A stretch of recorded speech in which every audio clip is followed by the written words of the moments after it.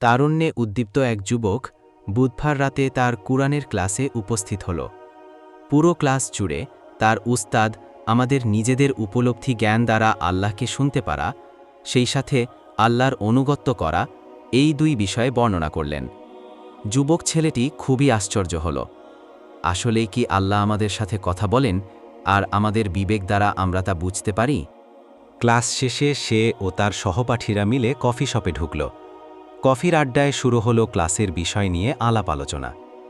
আড্ডায় এক একজন তাদের জীবনের গল্পগুলো বলতে শুরু করল। কিভাবে আল্লাহ তাআলা তাদের জীবনকে বিভিন্ন দিকে পরিচালিত করেছেন সেসব নিয়ে। সেই গল্পগুলোতে হতাশা ছিল, আনন্দ ছিল, হাসি ছিল, ছিল কান্না। তবে জীবনের একটা লম্বা সময় পাড়ি দেওয়ার পর তারা বুঝতে পেরেছে আশা হতাশার এই দোলাচল আল্লাহ সুবহানাহু ওয়া তাআলার নির্দেশেই হয়েছে। তিনি সর্বোত্তম পরিকল্পনাকারী। একসময় গল্পের আসর শেষ হল। রাত তখন 10টা বাজে। যুবক ছেলেটি গাড়ি চালিয়ে বাড়িতে ফিরছিল।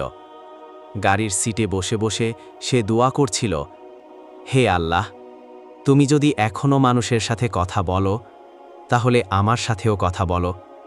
আমি শুনব তোমার কথা। আমার সবটুকু সামর্থ্য দিয়ে আমি তোমার ইবাদত করব। সে যখন তার শহরের মূল রাস্তার দিকে গাড়ি চালিয়ে যাচ্ছিল, তখন তার মনে অদ্ভুত এক চিন্তা খেলে গেল। হুট করে তার ইচ্ছা করল গাড়ি থামিয়ে 1 গ্যালন দুধ কিনবে। কিন্তু এই অদ্ভুত চিন্তা এলো কোথা থেকে? আকাশের দিকে তাকিয়ে সে চিৎকার করে বলল, ও আল্লাহ, এটা কি তোমার নির্দেশ ছিল? কিন্তু তার প্রশ্নের কোনো জবাব এলো না। চারপাশ একদম চুপচাপ, শুনশান। জবাব না আসুক, ধরে নিতে সমস্যা কি? এটা আল্লাহর নির্দেশ। সে মনে মনে বলল, হে আমার রব, এই নির্দেশ যদি তোমার পক্ষ থেকেই হয়ে থাকে, আমি এই দুধ কিনবই কিনব। সে আরও ভাবল, আর দুধ কেনা তো তেমন কঠিন কিছু না, টাকাও জলে যাচ্ছে না, আবার প্রয়োজন পড়লে এই দুধ ব্যবহারও করা যাবে। না, কিনেই ফেলি। এবার সে গাড়ি থামিয়ে গ্যালন খানিক দুধ কিনল এবং পুনরায় বাড়ির দিকে যাত্রা শুরু করল।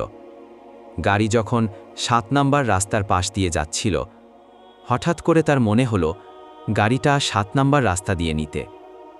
ভাবনাটা মাথায় আসতেই সে প্রচণ্ড বিরক্ত হল। বিড়বিড় করে বলতে লাগল, আরে পাগল হয়ে যাচ্ছি নাকি? কী সব অদ্ভুত চিন্তাভাবনা মাথায় আসছে? কি হচ্ছে আমার সাথে? সে আগের রাস্তা ধরেই আগাচ্ছিল, রাস্তা পরিবর্তন করল না। কিন্তু মাথার ভেতর কেন যেন 7 নম্বর রাস্তার কথাই বারবার চলে আসছে। কোনো অদৃশ্য শক্তি যেন তাকে টেনে 7 নম্বর রাস্তায় নিয়ে যাওয়ার চেষ্টা করছে। হঠাৎ কেন যেন সে পুরো ব্যাপারটা উপভোগ করতে শুরু করল। মৃদু হেসে মনে মনে বলল, আল্লাহ, তুমি যা বলবে তাই হবে। তুমি যেদিকে নিয়ে যাবে আমি আজ সেদিকেই যাব। এভাবে এবড়ো থেবড়ো রাস্তা দিয়ে কিছুক্ষণ চলার পর আবার হুট করে তার মনে হল এখন গাড়িটা থামানো উচিত। সিদ্ধান্ত হয়েছিল আজ তার মনে যা আসবে সে তাই করবে। গাড়ি যেখানে থামাতে ইচ্ছা হলো সেখানেই থামিয়ে দিল।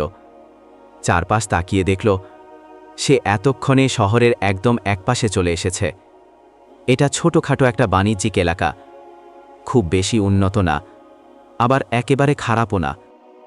আশপাশের সব দোকানপাট বন্ধ, বাড়িঘরগুলোতেও তেমন কোনো আলো দেখা গেল না। অন্ধকার অন্ধকার, সব মিলিয়ে কেমন যেন একটা গা ছমছমে ভাব। সবাই হয়তো ঘুমিয়ে পড়েছে এতক্ষণে। আবার মাথায় আঘাত হানল সেই কণ্ঠস্বর, রাস্তার পাশের বাড়িটির দিকে যাও আর লোকদের মাঝে দুধ বিলিয়ে দাও। যুবক ছেলেটা বাড়িটির দিকে তাকাল। আলোহীন সে বাড়িটা দেখে মনে হলো ভেতরে কেউ নেই, আর থাকলেও সবাই ঘুমিয়ে পড়েছে। সে দরজায় কড়া নাড়বে কি নাড়বে না এরকম 7-5 ভেবে গাড়িতে ফিরে এলো। গাড়ির সিটে বসে সে বলে উঠল, ওহ আল্লাহ, মানুষগুলি ঘুমাচ্ছে।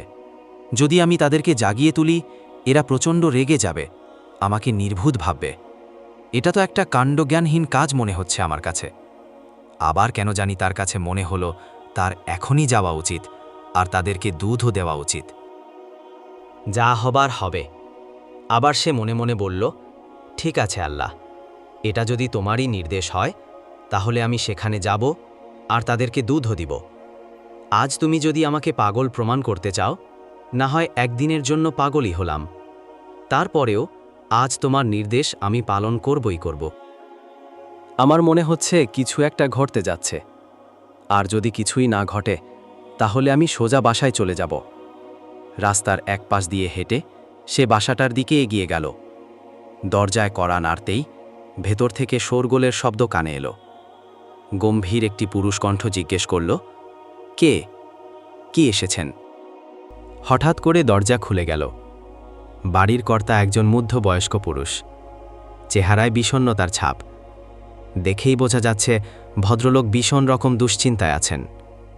এরই মাঝে অচেনা আগন্তুকের মতো উটকো ঝামেলা দেখে তিনি ব্যাপক হতাশ। মনে হচ্ছে অদ্ভুত এই আগন্তুক তার দুঃখবোধের মাত্রাটা যেন আরও কয়েক গুণ বাড়িয়ে দিল। ভদ্রলোক বেশ নিরাশ গলায় বললেন, কে আপনি? মানে আমি হলাম। হঠাৎ যুবকের হাতে থাকা দুধের প্যাকেটটির দিকে ভদ্রলোকের নজর গেল। তিনি জিজ্ঞেস করলেন, এটা কি আপনার হাতে? যুবক ছেলেটা বেশ আমতা আমতা করে বলল, মানে কিছু দুধ। ছেলেটা কথা শেষ করতে পারল না। লোকটা দুধের প্যাকেট এক প্রকার ছিনিয়ে নিয়ে দৌড়ে ঘরের ভেতরে চলে গেল। একজন মহিলাকে দেখা গেল। ভদ্রলোক দুধের প্যাকেট মহিলার হাতে দিতেই মহিলা সেটা নিয়ে রান্নাঘরের দিকে ছুটে গেল। সবকিছু এত দ্রুতই হচ্ছিল যে ছেলেটা কিছুই বুঝে উঠতে পারছিল না। হঠাৎ সে খেয়াল করল ঘরের কোণার অংশটা একটা মাদুর পাতা আছে। সেই মাদুরে একটি ফুটফুটে বাচ্চা হাত পা ছুড়ে কান্না করছে। ভদ্রলোক দৌড়ে গিয়ে সেই বাচ্চাটাকে কোলে তুলে নিয়ে ছেলেটার কাছে আসল। বাচ্চাটার কান্নার সাথে সাথে মধ্যবয়স্ক লোকটাও কাঁদছিল, তবে সে কান্না আনন্দের। লোকটি কাঁদো কাঁদো গলায় বলল, আমরা মাত্রই দোয়া করছিলাম। ছেলেটি বলল, দোয়া? কি জন্য? লোকটা শার্টের হাতায় চোখ মুছতে মুছতে বলল, আমাদের এই মাসে অনেক বড় বড় বিল দিতে হয়েছে। হাতে যা অবশিষ্ট টাকা ছিল তাও শেষ হয়ে গেছে। আমাদের সন্তানের খাবারের কোনো দুধ নেই বাড়িতে। ধার দেনায় এত পরিমাণ ডুবে আছি যে কারো কাছে কোনো সাহায্যও পাচ্ছি না। আমার মাসুম বাচ্চাটা দুধের জন্য কান্না করতে করতে প্রাণ ওস্থাগত। ওর কান্না আর সহ্য করতে পারছিলাম না আমরা। আমি মাত্রই আল্লাহর কাছে দোয়া করছিলাম তিনি যেন আমাকে একটা উপায় বাতলিয়ে দেন, যেন আমরা দুধের ব্যবস্থা করতে পারি। এবার লোকটার স্ত্রী কথা বলে উঠল, বলল, আমি আল্লাহর কাছে চেয়েছিলাম তিনি যেন কোনো ফেরেশতাকে পাঠিয়ে দেন দুধসহ। ভাই, আপনি কি ফিরিস্তা? ঘটনার আকস্মিকতায় যুবকটি স্তম্ভিত হয়ে গেল। তার মুখ দিয়ে যেন কোনো কথাই বের হচ্ছে না। কি থেকে কিভাবে কি হয়ে গেল ভাবতেই যেন দেশ শিউরে উঠছে। এভাবেও আল্লাহ বান্দার ফরিয়াদ শোনেন? এতটা কাছে তিনি, এতটা। মানিব্যাগে যা টাকা ছিল সবটাই লোকটির হাতে দিয়ে বলল, আশা করি আপনার ধার দেনার কিছুটা হলেও এতে শোধ হবে। লোকটা কৃতজ্ঞ নয়নে তার দিকে তাকিয়ে থাকল। যখন সে বিদায় নিচ্ছিল তখন তার মানিব্যাগ খালি, কিন্তু বুক ভরে সে নিয়ে যাচ্ছে আল্লাহর প্রতি অগাধ বিশ্বাস আর সাক্ষী হয়ে যাচ্ছে রহমানুর রাহিমের ভালোবাসার অনুপম দৃষ্টান্তের। এছাড়াও পাকিস্তানের এক পত্রিকাতে এই ঘটনা ঢালাও করে ছাপানো হয়েছিল। ভিডিওটি কেমন লেগেছে সবাই কমেন্ট করে জানাবেন। সবাই চ্যানেলটি সাবস্ক্রাইব করুন।